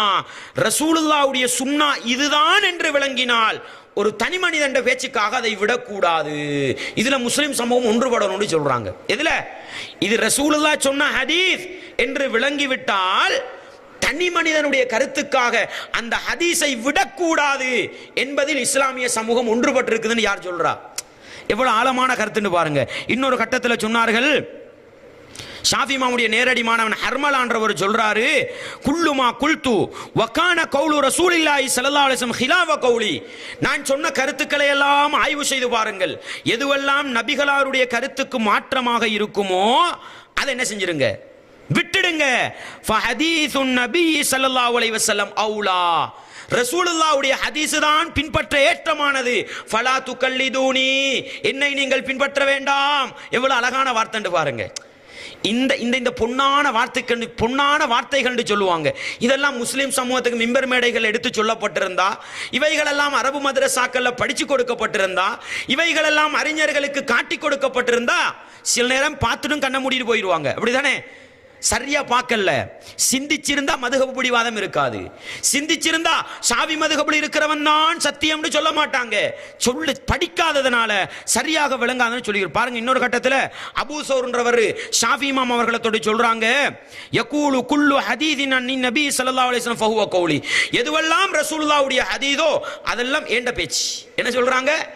எதுவெல்லாம் ரசூலுல்லாஹ்வுடைய ஹதீஸ் வருதோ அதெல்லாம் நான் சொன்ன. ஏன் தெரியுமா? அந்த அறிஞர்களுக்கு எல்லா ஹதீஸும் கிடைக்கல, அதனால சொல்லிட்டு போனாங்க, எதுவெல்லாம் ரசூலுல்லாஹ்வுடைய ஹதீஸ் வருமோ அதை நான் சொன்ன பேச்சுன்னு நினைச்சுக்கங்க. வ இல்லம் தஸ்மஊஹு மின்னி, அது ஏண்ட வாயால வரலன்னு விட்டுட்டு போயிடாதீங்க. எதுவெல்லாம் ஹதீஸோ அதெல்லாம் நான் சொன்னதுதான், ஏண்ட வாயால வெளியாவாட்டியும் பரவாயில்லன்னு என்ன செய்றாங்க, எதை பின்பற்ற சொல்றாங்க, எதை எடுக்க சொல்றாங்க. எதுவெல்லாம் ஹதீஸோ அதை பின்பற்றிட்டு போங்கப்பா. எதுவெல்லாம் ஹதீஸோ நான் சொல்லாட்டி பரவாயில்ல, ஹதீஸ்னு வந்தா என்ன செய்யுங்க, எடுத்துட்டு போங்கண்டு ஹதீஸை பின்பற்றுகிற சமூகத்தை உருவாக்கினார்கள். இன்னொரு கட்டத்திலே சொன்னார்கள் பாருங்கள், அல் ஹுசைனுல் கராபிசி என்றவர் சொல்றாரு, ஷாஃபி இமாம் எங்களுக்கு என்ன தெரியுமா சொன்னாங்க, இன் அஸபத்துமுல் ஹுஜ்ஜத ஃபித் தரீக். நீங்க அப்படி பாதையில நடந்து போகும் பொழுது உங்களுக்கு ஒரு ஆதாரம் கிடைக்குது, ஒரு குர்ஆன் வசனம் கிடைக்குது. ரோட்ல பாதையில நடந்து போகும் பொழுதுதான் ஒரு ஹதீஸ் கிடைக்குதுன்னு சொன்னா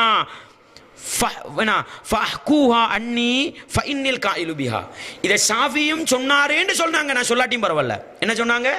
நீங்க ரோட்ல போகும் பொழுது ஒரு ஆதாரம் கிடைக்குது, ஒரு குர்ஆன் வசனம் கிடைக்குது, ஒரு ஹதீஸ் கிடைக்குது, நீங்க பயப்படாம சொல்லுங்க, இதை ஷாஃபி தான் சொன்னாருன்னு சொல்லுங்க, நான் சொல்லாட்டியும் பரவாயில்ல. எவ்வளவு ஆழமான செய்தின்னு பாருங்க. இதெல்லாம் வச்சுக்கிட்டு தான் என்ன செய்யறாங்க, ஷாஃபி இமாமுக்கு பின்னால தான் போகணும்னு ஹதீஸ்ல இல்லாதது, ஷாஃபி இமாமுடைய கூற்றுல முரணானதுலாம் என்ன செய்யறாங்க, ஷாஃபி இமாமை பின்பற்றுவோம்னு கண்ணை மூடிக்கொண்டு போகிறார்கள். அன்பாண்டவர்களே, இஸ்லாமிய உறவுகளே, அஹ்மத் இப்னு ஹம்பல் இமாம், இன்னும் நிறைய ஷாஃபி இமாமுடைய நிறைய கருத்துக்கள் இருக்குது பாருங்க. அஹ்மத் இப்னு ஹம்பல் இமாம் என்ன சொன்னாங்க தெரியுமா? அவர்கள் சொன்ன கருத்தை பாருங்கள். லா துக்கல்லிதுனி, தக்லீதுனா உங்களுக்கு தெரியும் தானே, கண்ணை மூடிக்கிட்டு என்ன செய்யறது, இவர் சொன்னா சரி அவருக்கு பிழை வராதுன்னு போறதுதான். சொல்றாங்க லா துக்கல்லிது, என்னை கண்ணை மூடிக்கொண்டு நீங்கள் பின்பற்ற வேண்டாம். வலா துக்கல்லிது மாலிகன், ஒஸ்தாது தானே மாலிக்கு, மாலிக்கையும் பின்பற்ற வேண்டாம். வல சௌரிய, சுஃபியானு சௌரியையும் பின்பற்ற வேண்டாம். வலல் ஔசாஇய, ஔசாஇ மிகப்பெரிய ஹதீஸ் கலை அறிஞர், அவரையும் பின்பற்ற வேண்டாம். வல ஷாஃபிஇய, ஷாஃபியையும் நீங்கள் பின்பற்ற வேண்டாம். வஹுது மின் ஹைது அஹது, அவர்கள் எங்கிருந்து மார்க்கத்தை எடுத்தார்களோ அங்கிருந்து நீங்களும் என்ன செய்யுங்கள். எங்கிருந்து எடுத்தாங்க அந்த அறிஞர்கள் எல்லாம்? குர்ஆன் ஹதீஸ்ல இருந்து தான் எடுத்தாங்க. அங்கிருந்தே நீங்களும் எடுத்துக்கொள்ளுங்கள். எந்த அளவுக்கு சொன்னாங்கடா, வகால மின் கில்லதி ஃபிக்ஹி ரஜுலி, ஒரு மனிதனுக்கு ஃபிக்ஹ் ஞானம் இல்லை, மார்க்க அறிவு இல்லை என்பதற்கு எது தெரியுமா அடையாளம்? அய்யுகல்லித தீனஹு ரிஜால், மார்க்க விஷயத்துல மனிதர்களை பின்பற்றதுதான் அவனுக்கு மார்க்கத்தில் தெளிவில்லை என்பதற்கு அடையாளம் என்று சொல்லிவிட்டு போனார்கள். எவ்வளவு அழகான கருத்து என்று பாருங்கள். எவ்வளவு ஒவ்வொரு மனிதனும் சிந்தித்து விளங்க வேண்டிய கருத்து. எல்லா அறிஞர்களும் ஒட்டுமொத்தமாக சொல்லிவிட்டு போனது, குர்ஆனையும் ஹதீஸையும் பின்பற்றுங்கள், அதை மீறி என்ன செய்ய வேண்டாம், யாரையும் பின்பற்ற. ஒரு கட்டத்தில் பாருங்க, அபூதாவுத் அவங்க சொல்றாங்க, அபூதாவுத் இமாம் வந்து அஹ்மத் இப்னு ஹம்பலோட மாணவர், அவங்க சொல்றாங்க, ஒரு கட்டத்தில் கேட்கப்படுது, ஔசாஇ மார்க்கத்தில் சிறந்தவரா மாலிக்கு சிறந்தவரா? இன்றைக்கும் இந்த கருத்து வேற்றுமை இருக்குதா இல்லையா? ஔசாஇ குர்ஆன் ஹதீஸை சரியா பின்பற்றினவரா, மாலிக் இமாம் குர்ஆன் ஹதீஸுக்கு பின்னால போனவங்களாண்ட ஒரு கேள்வி கேட்கப்படுது. அதுக்கு அஹ்மத் இப்னு ஹம்பல் இமாம் சொன்ன பதில பாருங்க, லா துகல்லிது தீனக அஹதம் மின் ஹவுலா, உன்ட மார்க்க விஷயத்தில் இவர்கள் யாரை எண்ணி எடுக்காதே. அல்லாஹு அக்பர். கேட்கப்படுறது என்ன? ஔசாஇய பின்பற்றது நல்லமா, மாலிக் இமாமை பின்பற்றது நல்லமான்னு கேட்கப்படுது. என்ன சொல்றாரு தெரியுமா? மார்க்க விஷயத்தில் இவர்கள் யாரையும் நீ பின்பற்றாதே, ரசூலுல்லாஹி ஸல்லல்லாஹு அலைஹி வஸல்லம் அவர்களை தொட்டு எது வந்ததோ அதை நீ எடுத்துக்கொண்டு சொல்லிட்டு போனாங்க. அல்லாஹு அக்பர். அன்பாண்டவர்களை, இஸ்லாமி இதுதான். நம்ம எந்த மதுஹபுடைய இஸ்ஸாஃபகர்கள் என்று இந்த 4 அறிஞர்களை சொல்கிறோமோ, அந்த 4 அறிஞர்களும் இந்த மதுஹபுகளை விட்டும் நிரபராதிகள். விளங்குதா உங்களுக்கு? எனவே அன்பாண்டவர்களே, மதுஹபு என்றால் என்ன என்ற அந்த பாடத்துக்குள் மிக முக்கியமாக படிக்க வேண்டிய 3 அம்சங்களை நான் உங்களுக்கு சொல்லியிருக்கிறேன். இன்னும் பல செய்திகள் இருக்குது. இன்ஷா அல்லாஹ் இன்னொரு சந்தர்ப்பம் கிடைச்சா நாங்கள் என்ன செய்வோம், இந்த மதுஹபுடைய இமாம்களுக்கு இடையில எப்படிப்பட்ட கருத்து வேற்றுமைகள் வந்தது, அந்த மதுஹபுடைய அறிஞர்கள் அவர்களுக்கு பின்னால வந்த மாணவர்கள் எப்படி அந்த இமாம்களை அணுகினாங்க, இந்த மதுஹபு என்பது எப்படி தோற்றம் பெற்றது. ஷாஃபி இமாம் சொல்றாங்க ஹதீஸை பின்பற்றுங்க, இன்றைக்குள்ள மக்கள் சொல்றாங்க இல்ல ஷாஃபி இமாமை பின்பற்றுவோன்றாங்க. அபூ ஹனீஃபா சொன்னாங்க என்னைய பின்பற்றாதீங்கன்னு சொன்னாங்க, இல்ல நாங்க அபூ ஹனீஃபா பின்பற்று. இன்றைக்கு இல்ல ஹனஃபி மதுஹபுக்காரவங்க சொல்றாங்க. எப்படி இந்த மதுஹபுவாதம் வந்தது என்பதை இன்ஷா அல்லாஹ் நாங்கள் இன்னொரு சந்தர்ப்பத்தில் பார்ப்போம். எனவே மதுஹபு என்ற இந்த அடிப்படையை விளங்கி சமூகத்தை சத்தியத்தின் பக்கம் இழுக்கக்கூடிய மக்களாகவும், மீண்டும் ஒரு மதுஹபு வழிகேட்டிலே போய் விழுந்து விடாமல் எங்களை நாங்கள் பாதுகாத்துக் கொள்ளக்கூடிய நிலையையும் எங்களுக்குள் நாங்கள் உருவாக்கிக் கொள்வோம். வல்லவன் ரஹ்மான் சத்தியத்திலே தெளிவை தந்து எடுத்து நடக்கிற பாக்கியத்தையும், அசத்தியத்திலே தெளிவை தந்து ஒதுங்கி நடக்கிற பாக்கியத்தையும் எனக்கும் உங்களுக்கும் தந்தருள வேண்டும். வாஹிரு தஅவானா அனில் ஹம்துலில்லாஹி ரப்பில் ஆலமீன். அல்லாஹ். பெருமான சந்தேகங்கள் இருக்குதா? சந்தேகம் என்னமான இருந்தா கேளுங்க. அல்லாஹ் அக்பர்.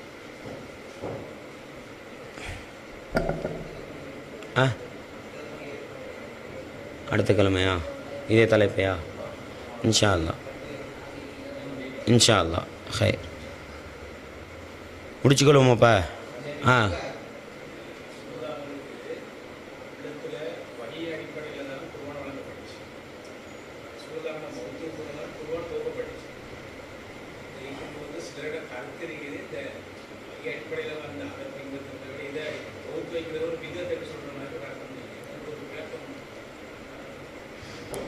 என்ன கேட்கிறாருன்னு சொன்னா, குர்ஆன் வந்து உள்ளத்துக்கு தான் இறக்கப்பட்டது, ரசூலுல்லாஹ்வுடைய உள்ளத்துக்கு. அல்லாஹ் சொல்றான், நாங்க வந்து குர்ஆனை கட்டம் கட்டமாக இறக்கி வச்சோம், லினுஸப்பித பிஹி ஃபுஆதக், உங்களுடைய உள்ளத்தை குர்ஆனை கொண்டு பலப்படுத்துவதற்காக. அப்ப கேள்வி என்னன்னு சொன்னா, ரசூலுல்லாஹ்வுடைய மௌத்துக்கு பின்னால அபூ பக்கர் ரதியல்லாஹு அன்ஹு தான் என்ன செய்றாங்க, அவங்களோட ஆட்சி காலத்துல தான் உமர் ரதியல்லாஹு அன்ஹுடைய மஷூராவுக்கு ஏற்ப ஸைத் இப்னு சாபித் ரதியல்லாஹு அன்ஹு கட்டளை போட்டு என்ன செய்றாங்க, குர்ஆனை முதல் கட்டமாக தொகுக்கிறாங்க. பல பேர் விளங்கி வச்சிருக்கிறாங்க உஸ்மான் ரதியல்லாஹு தொகுத்ததா, அப்படி இல்லை. விளங்குதா? உமர் ரதியல்லாஹுடைய மஷூராவோடு அபூபக்கர் ரதியல்லாஹுடைய ஆட்சி காலத்தில் ஸைத் இப்னு சாபித் அவர்களால் என்ன செய்யப்பட்டது? குர்ஆன் தொகுக்கப்பட்டது, எல்லாம் ஒன்று சேர்க்கப்பட்டது. எப்படி ஒன்று சேர்த்தாங்கன்றதை பார்த்தாலே என்ன பித்அத் இல்லைன்றது விளங்கும். ரசூலுல்லாஹி ஸல்லல்லாஹு அலைஹி வஸல்லம் குத்தாபுல் வஹ்ய வச்சிருந்தாங்க. குர்ஆன் வசனம் உள்ளத்தில் இருந்தா ஏன் எழுதினாங்க? விளங்குதா உங்களுக்கு? ரசூலுல்லாஹி ஸல்லல்லாஹு அலைஹி வஸல்லம் அவங்க குர்ஆன் வஹி எழுதக்கூடிய சஹாபாக்கள் வச்சிருந்தாங்க. ஒரு குர்ஆன் வசனம் இறங்கினா சஹாபாக்கள்கிட்ட சொல்லுவாங்க, இதை எழுதிக்கோங்கன்னு எழுத்தாளர்கள்ட்ட சொல்லுவாங்க. எழுதி வச்சாங்களா இல்லையா? அப்ப எப்படி சொல்றது? ரசூலுல்லாஹ் செய்யாத ஒன்றை யாரு செஞ்சா? அபூபக்கர் செஞ்சாங்கன்ற தவறு. எனவே ரசூலுல்லாஹ் உயிரோட இருக்கும் பொழுதே என்ன செஞ்சாங்க? எழுத அனுமதி கொடுத்தாங்க. ஆனா அந்த எழுத்து பிரதிகளை மையமா என்ன செய்யல? ரசூலுல்லாஹ் வைக்கல. என்ன செஞ்சாங்க? உள்ளத்துல இருக்கிறத தான் செஞ்சுக்கிட்டே போனாங்க. அல்லாஹ் குர்ஆன்ல அல் குர்ஆனை பத்தி சொல்லும் பொழுது இன்னா நஹ்னு நஸ்ஸல்னா ذிக்ர வ இன்னா லஹு லஹாஃபிதுன், நாங்கள் தான் அல் குர்ஆனை இறக்கி வைத்தோம், நாங்களே பாதுகாப்போம். அல்லாஹ் எப்படி பாதுகாக்க நினைக்கிறானோ அப்படி என்ன செய்வான். எனவே இப்படித்தான் பாதுகாக்கணும் அல்லாஹ் சொல்லல, உள்ளத்துல தான் பாதுகாக்கணும் அல்லாஹ் சொன்னானா? இல்ல, ரசூலுல்லாஹ்வுக்கு மட்டும்தான் அல்லாஹ் சொல்றான், நாங்க அல் குர்ஆனை இப்படி இறக்கினதுக்கு காரணம் உங்களோட உள்ளத்தை என்ன செய்யணும்? உறுதிப்படுத்தணும். அது இல்லாம ஒட்டுமொத்த குர்ஆனுக்கும் அல்லாஹ் கொடுத்தது, நாங்க அல் குர்ஆனை இறக்கினும் நாங்க பாதுகாப்போம். அல்லாஹ் எப்படி பாதுகாக்கணும்னு நினைக்கிறானோ அப்படி என்ன செய்வான். இப்படித்தான் பாதுகாப்பாண்டு அல்லாஹ் சொல்லல, எங்கேயும் வரல, உள்ளத்துல தான் அல்லாஹ் பாதுகாப்பாண்டு. இப்ப என்ன நடக்குது? அபூபக்கர் ரலியல்லாஹு ஆட்சி காலம், யமாமா யுத்தம் நடக்குது. குர்ஆனை சுமந்த நிறைய ஹாஃபில்கள் என்ன செஞ்சிடறாங்க? யுத்த காலத்தில் கொல்லப்படுறாங்க. உமர் ரதியல்லாஹு வந்து அபூபக்கர் என்ன சொல்றாங்க? அல்லாஹ்வின் அமீருல் மோமினீனே அபூபக்கர் அவர்களே, இப்படி குர்ஆனை சுமந்த ஹாஃபில்கள் எல்லாம் மௌத்தா போனா குர்ஆனுக்கு என்ன செஞ்சிரும்? பாதுகாப்பு இல்லா போயிரும். எனவே இந்த குர்ஆனை நாங்க என்ன செய்வோம்? தொகுப்போம். எழுதப்பட்ட ஏடுகளை தொகுத்தாங்க, அவ்வளவுதான். ரசூலுல்லாஹ்ட காலத்துல குத்தாபுல் வஹியை வச்சு ரசூலா எழுதினாங்களா இல்லையா? அந்த எழுதின தாள்களை, எழுதின மட்டைகள் உள்ளதெல்லாம் என்ன செஞ்சாங்க? ஒரு புத்தக வடிவத்தில் கொண்டு வந்து சேர்த்தாங்க. இந்த உதிப்ப உமர் ரதியல்லாஹு கொடுத்தது யாரு? அல்லாஹ் போதுமானவன், அல்லாஹ் போதுமானவன். ரசூலுல்லாஹி ஸல்லல்லாஹு அலைஹி வஸல்லம் அவங்களே சொன்னாங்க, உமர் ரதியல்லாஹுடைய நாவிலிருந்து அல்லாஹ் என்ன செய்கிறான்? சத்தியத்தை வெளிப்படுத்துகிறான்னு சொன்னாங்க. அதுக்கு ஆதாரம் 3 இருக்கு ரசூலுல்லாஹ் காலையில் உறுதிப்படுத்துறதுக்கு. இந்த மஷூராவை கொடுத்தது யாரு? அப்ப நம்ம சொல்லுவோம், அல்லாஹ் பாதுகாக்கிறன்னு முடிவெடுத்தான், பாதுகாப்பதற்கான ஏற்பாட்டை என்ன செய்தான்? அபூபக்கருடைய காலத்தில் செய்தான், அவ்வளவுதான். இன்றைக்கு நம்ம இந்த போன்ல சாஃப்ட்வேரா போட்டு வச்சிருக்கிறோம், பித்அத்தா? இதான் பிரச்சனை. அன்றைக்கு சஹாபாக்களுக்கு இருந்த காலத்தில் அவங்க என்ன செஞ்சாங்க? குர்ஆனை பாதுகாக்கிறதுக்காக இருந்ததெல்லாம் சேர்த்து புத்தக வடிவத்தில் கொண்டு வந்தாங்க. நம்ம புத்தகத்தில் இருந்தது சாஃப்ட்வேர் வடிவத்தில் என்ன செஞ்சிருக்கிறோம்? கொண்டு வந்து வச்சிருக்கிறோம். தவறா? ஆடியோவை வந்து என்ன செய்யறோம்? ரெக்கார்டிங்கா வச்சு போட்டு கேட்கிறோம். தவறா? பித்அத்தா இது? குர்ஆனை பாதுகாக்கிற முறையா? அல்லாஹ் பாதுகாக்கணும். காலத்துக்கு காலம் அல்லாஹ் என்ன செய்வான்? எப்படியும் பாதுகாப்போம். எனவே பித்அத்து கிடையாது. இது அல்லாஹ் சர்டிபிகேட் கொடுத்தா நாங்க இறக்கின குர்ஆனை நாங்க பாதுகாப்போம். எனவே எப்படி அல்லாஹ் பாதுகாக்க நினைக்கிறானோ அப்படி என்ன செய்வான். எந்த அளவுக்கு அல்லாஹ் பாதுகாக்கிறான்டா, இன்றைக்கு விரோதிகள் என்ன செய்வாங்க தெரியுமா? குர்ஆன்ல வந்து திடீர்னு என்ன செய்வாங்க? ஒரு அச்சடிச்சு ஒரு சில வசனத்தை மாற்றி விட்டுருவாங்க. அல்லாஹ் எப்படி பாதுகாப்பான் தெரியுமா? அல்லாஹு அக்பர். அது அப்படி அடுத்த செகண்ட் என்ன செய்யும்? இப்படி ஒரு தவறான இடம் சேர்க்கப்பட்டிருக்குன்னு நிரூபணமாகும். அந்த அளவுக்கு எழுதப்பட்ட பிரதிகள் இன்று வரைக்கும் என்ன செய்யப்பட்டிருக்குது? கையால் எழுதப்பட்ட பிரதிகள் பாதுகாக்கப்பட்டிருக்குதுண்டா. இது அல்லாஹ் சொல்லிட்டான். அல்லாஹ்ட நாட்டம் தான் என்ன செய்யப்பட்டது. எனவே குர்ஆன் வசனத்துக்கு உட்பட்டது தான் தொகுப்பே தவிர இந்த போனுக்கு இருக்கிற சாஃப்ட்வேராக இருக்கட்டும், நாங்க சொல்லும் இது அல்லாஹ் அல் குர்ஆனை பாதுகாத்த வடிவமே தவிர என்ன கிடையாது, பித்அத்து கிடையாது. நீங்க ஒரு காரி ஓதுறத ஒரு பீஸ்ல கொண்டு போட்டு வச்சு பார்த்துக்கிட்டு இருக்கிறீங்க, கேட்டுக்கிட்டு இருக்கிறீங்க, இது அல்லாஹ் அல் குர்ஆனை பாதுகாத்த வடிவம்னு சொல்லுவோம் நாங்க. விளங்குதா உங்களுக்கு? எனவே இது என்ன கிடையாது, பித்அத்து கிடையாதுன்றதை நம்ம என்ன செஞ்சுக்கலாம்.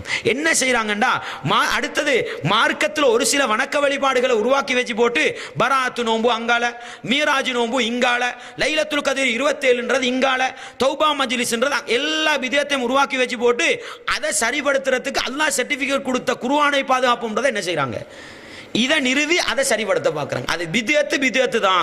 இது பித்அத் இல்லை, இது அல்லாஹ்வுடைய ஏற்பாடுன்றது என்ன விளங்கிடுதா உங்களுக்கு? சரி, வேற என்ன மாலும் இருக்கா? சுப்ஹானக்கல்லாஹும்ம வபிஹம்திக்.